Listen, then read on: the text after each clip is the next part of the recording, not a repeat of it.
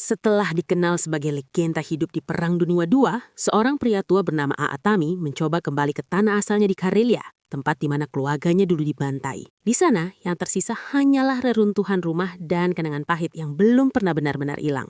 Alih-alih meninggalkan tempat itu, Aatami justru membongkar sisa rumahnya satu persatu, memuat papan-papan kayu itu ke atas truk. Ia berniat membawanya ke tempat aman untuk dibangun kembali. Bagi Aatami, rumah itu bukan sekadar bangunan, melainkan satu-satunya peninggalan dari keluarganya. Setelah semuanya siap, Aatami langsung bergegas pergi. Namun perjalanan itu sama sekali tidak berjalan mulus. Tanpa ia sadari, keberadaannya tercium oleh Igor Dragunov, seorang yang bisa dibilang musuh lamanya. Igor mengira Aatami sudah sama mati. Tapi begitu tahu pria itu masih hidup, ia langsung memerintahkan pasukannya untuk memburu dan menghabisinya. Sejak saat itu, perjalanan Aatami berubah menjadi perburuan berdarah. Saat pasukan Igor mencoba menghadangnya, Aatami bertindak tanpa ragu. Siapa yang bergerak, dihabisi. Yang diam, dibiarkan. Ia menghadapi semuanya sendirian, dengan cara brutal dan senyap. Ciri khasnya sejak dulu. Namun ancaman tak berhenti di situ. Pasukan lain mulai mengejarnya di sepanjang jalan. Ada yang menggunakan motor, ada pula yang mengerahkan jet tempur dan pesawat mengebom. Untuk mempersempit pergerakan musuh, Aatami masih ke hutan, memanfaatkan medan hingga berhasil menjatuhkan salah satu lawannya. Tapi saat berhadapan langsung dengan pesawat mengebom, ia tak punya pilihan selain terjun bebas ke laut demi menghindari hujan bom.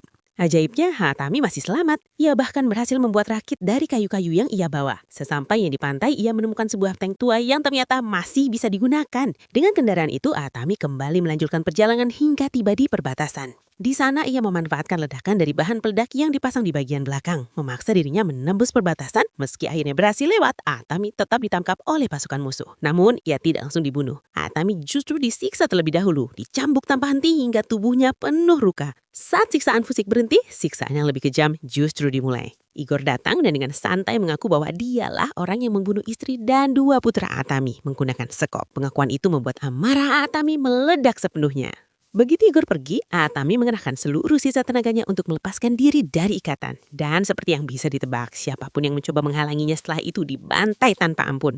Puncaknya, Aatami akhirnya kembali bertemu dengan Igor. Pertarungan brutal pun terjadi. Meski sempat terpojok dan kewalahan, Aatami menyadari bahwa rudal yang sebelumnya ia gunakan untuk mengejar Igor masih aktif. Tanpa ragu, ia melepaskan pengikatnya hingga rudal tersebut menghantam kendaraan Igor dan menghabisinya seketika. Di akhir cerita, Aatami kembali melanjutkan perjalanannya. Ia berhasil membawa sisa-sisa rumah keluarganya kembali ke tanah Finlandia dan mulai membangunnya kembali. Bukan sebagai rumah biasa, tapi sebagai simbol bahwa ia masih berdiri meski dunia sudah berkali-kali mencoba menjatuhkannya.